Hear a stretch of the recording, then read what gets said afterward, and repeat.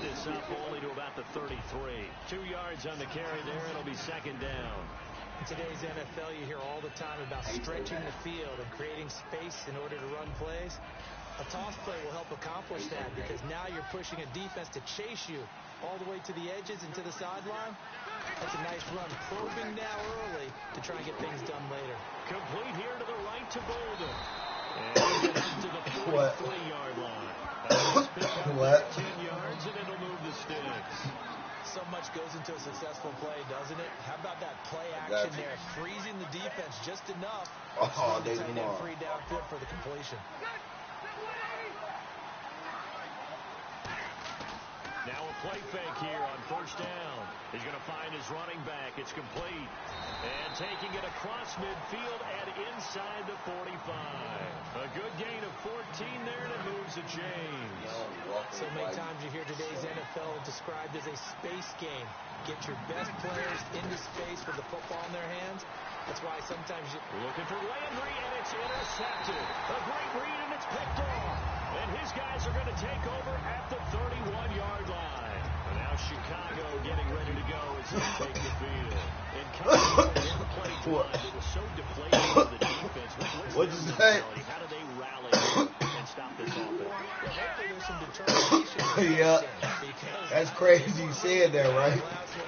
Give all the credit to the offense. Because I said, I told the kids, bring me something to drink. That's just not being prepared. So now, Alice like, bring him a water. King like, I'm going to bring it. I say, don't bring me no water, nigga. Bring me that Sprite. This nigga King bring me the water and say, it's better for you, nigga. It's healthy. That play is blown up, losing yardage back at the 35. So he loses 3 yards there. Now third down. Yeah, he brought me the water. He brought me the water and slammed it on the table like, this healthy. I think the latter. I like what you said there because trying is one thing. We can second guess just about every call. But in this case, when you realize that it's broken down, just throw it at the feet of your intended receiver so that no one can pick it off, right? You don't have the ball tipped up in the air, and you come back and try and pick up the first down on third down. That way you don't lose any yardage.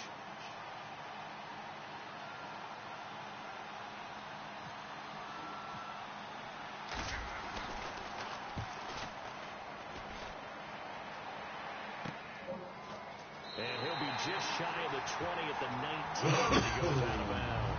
A 46-yard punt, 4-yard return. And the Rams will go on offense here with a 1st and 10.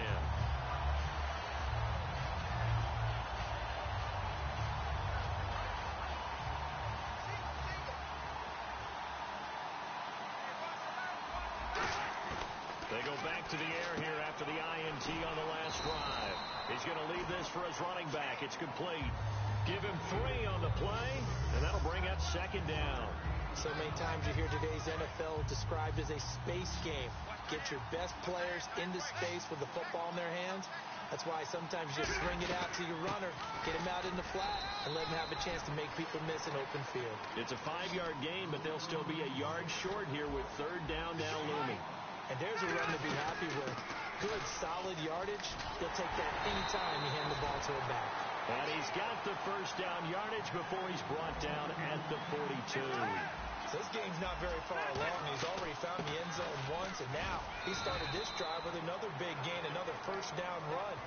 I've got to wonder if I'm the defensive coordinator, what do I do in this situation? It's only the first quarter, but do I go ahead and sell out and try and slow him down and make him beat me another way? Because the risk is if I don't, he ends up having a monster game. They'll run it now out of the gun. And able to push his way forward here for a good little gain. Good work to pick up 7 yards there. That gets him into a 3rd and 1 situation. This drive has turned into an extended run, and the guy carrying the ball, he's becoming more like a body blows guy. Every carry is putting some damage on the defense. So after a while, I'm not too sure how many guys are going to want to run up and tackle him. It's a gain of 4 there, and it gives him a new set of downs. Trying to give me the bite. I ain't gonna bite. Back live now to begin the second quarter with Charles Davis, Brandon Gaudin. It's the Rams with a football to get us going. And they're on the move here. They've got it 1st and 10.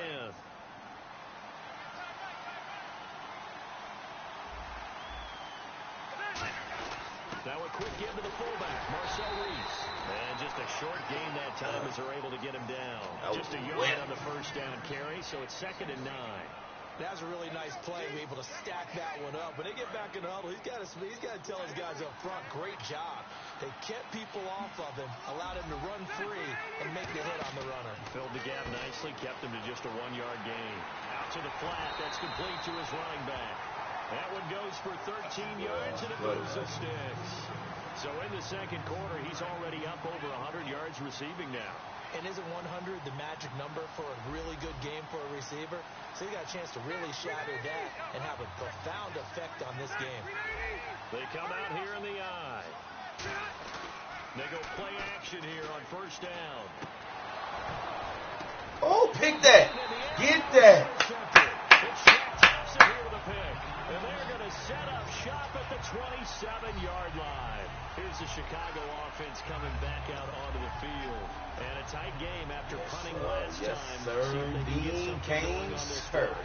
As they head to the field now, with the game this close, you've got to feel there's a sense of urgency for them going on offense right now.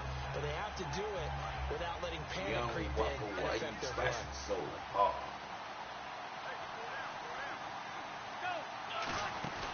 Here's a play fake as they set up to throw. A hit as he I throws saw you. Incomplete. That one was intended for John Brown. And now it's 2nd down. It's a tried-and-true formula, and I don't think it'll change for as long as we play football.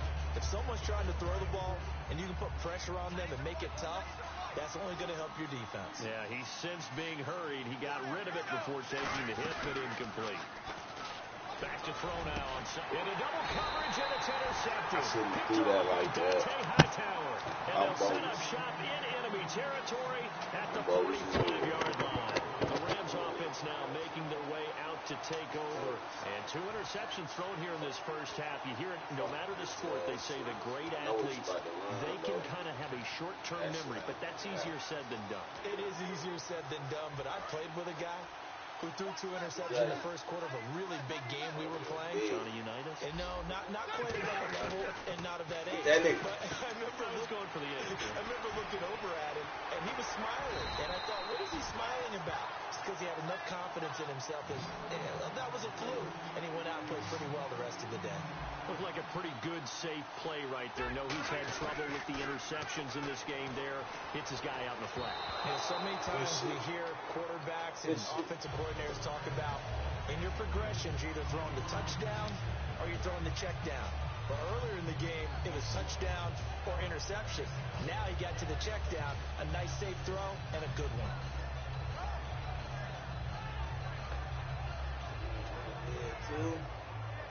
So 2nd and 10 here. And the D looking like they may blitz. To throw is Rivers. He finds Bolden. And Owen caught it up. And this is going to kick out of bounds. Boy, a fortunate bounce or two there. They'll keep possession back inside the 10-yard line. I don't know about you, but I could hear and feel the sigh of relief all the way.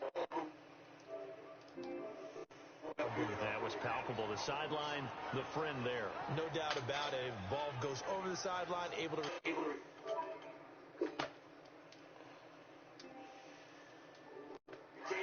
No turnover. I know his coaches are screaming, just hang on to the ball, man. They'll give it to him right up the gut. And he's going to fight his way forward here for a modest gain. Give him 5 on the carry there, and it'll be 2nd down. And that's exactly what you want on a first down run. Pick up 5 yards, bring up 2nd and 5. The defensive line, though, they've got to figure out a way to out-leverage the guys up front because the offensive line is winning at the point of attack. Possible run anticipation here. The D-line sandwiches together. That's caught at the 3. And he'll get into the end zone. Touchdown, Rams. Tavon Austin with his 2nd touchdown here in this first half. Young Whopper White Trap shoulder. Oh, boy, my shoulder's big as shit right now. Traps. Oh, that's what we didn't do. Hey, we ain't do shoulder shrugs, my nigga. We banging them bitches tomorrow. That'll be taken in the end zone. I already know. Back to about the 19-yard line. And now Chicago getting ready to go as they take everything. the field. And following the interception, we'll see I'm what looking they can at put together on this drive. I'm looking at my shit. I'm looking at myself in the motherfucking broadcast, nigga. Yeah, shoulders big, the motherfucker out here. That's all they talk about, turnovers, right? Minimizing those and maximizing opportunities. One receiver left, two to the right. They go back to the air here after the INT. It's brought in complete. It's John Brown. It's a pickup of 16 there, and it'll lead to a new set of downs. I'm with that. The offensive coordinator recognizing the situation very well, calling for the play-action pass, and completing it. He'll look to throw. And the tip there altered the ball flight, and it falls incomplete. It'll be second down. Anytime a ball's thrown in the middle of the field that's popped up in the air, I expect someone to catch. It doesn't matter whether it's offense or defense, because there's usually a great amount of bodies in that part of the field. In this case, no one came up with it. And second and 10, he'll look to throw again. And that's complete to Brian Quick. And they'll get 9 there as that sets him up better for third down. That was a nicely run slant route, and what the receiver's trying to do is make the defender think he's going upfield for a deeper route, and then breaks it off, usually after about 3 to 4 steps, and cuts towards the middle of the field. And now what he's trying to do is use his body to keep the defender away from the football and get the quarterback a really nice target. So the offense has it 1st and 10. And Brandon, from our time in college football, game bang, running the traditional NFL route tree, one thing they did learn: find open areas, find soft spots, and set up and catch the ball. And I think we just saw that there. Yeah, we saw that indeed, picking up the first. Karate so with Kid. that, we come upon the 2-minute Karate Kid. Mason Mandela, this all I see. Giuseppe, that's what I mean. Ferragamo nigga took a bitch.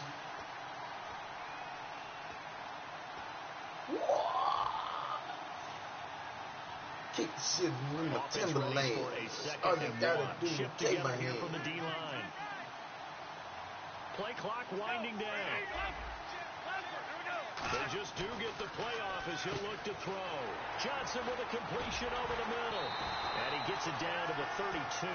It's a 9-yard gain, and it keeps the drive moving. That came out of the fullback position, but as you and I both know, that doesn't necessarily mean it's a fullback playing in that spot. Well, times have changed, right? The old school fullback doesn't really exist anymore. We're not getting that same player out of college with all the spread offenses, not very many pro style where you actually have a true fullback. We're having to make do in the NFL and put guys in that spot who emulate it but aren't necessarily that position. Levine Toilolo, the tight end, is intended target, and it's third down. When defenses get to the quarterback that quickly, a lot of times it's called a jailbreak. It wasn't quite that fast, but fast enough that he had no time to look downfield and set himself to throw the ball. And as he tried to do that, he was hit, and it forced an incompletion.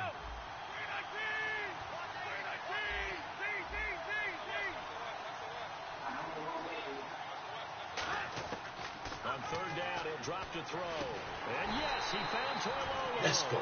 And they'll get 14 yards out of it and a fresh set of downs. And quickly, they get to the line. And fits the exact right word. Over the middle, there's almost always traffic. So anytime you're a receiver in that area, you're not just focused on catching the football. You're wondering where the collision's going to come from, right? Because it's almost always... And now the Rams are going to halt things as they want a timeout. It's just their first, so they'll have 2 remaining here before we get to halftime. Well, just play after play after play on this long drive for the offense. Wait, back arms. On second down, Jamal Charles. And he will maneuver. And the Rams are going to go ahead and take another timeout. So that means they're down to 1 remaining here as we head toward halftime. Some of the most unselfish players on any football team, defensive tackles, because we ask them to just eat up blocks, allow other people to make tackles.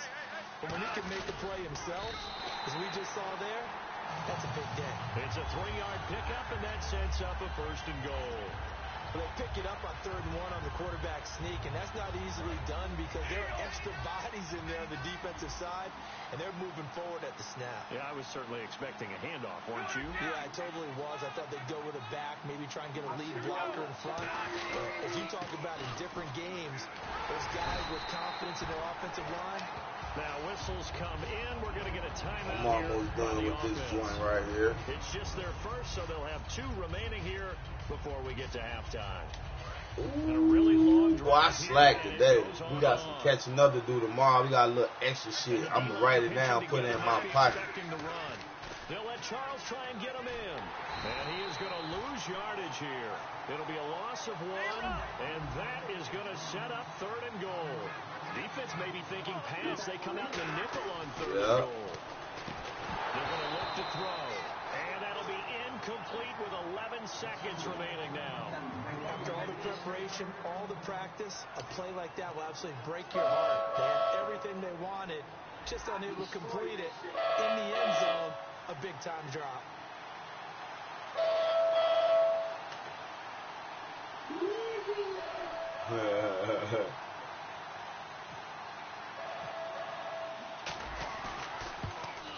And this is no good. Close, but he misses just left to the upright. And this score will stay right where it is. And that one, my goodness, that was almost too easy. Yeah, you're not going to have too many attempts shorter than that one. And I don't think this was blocked. That's about as bad a miss as you can have. Now a play fake here on 1st down. Complete to Newsom.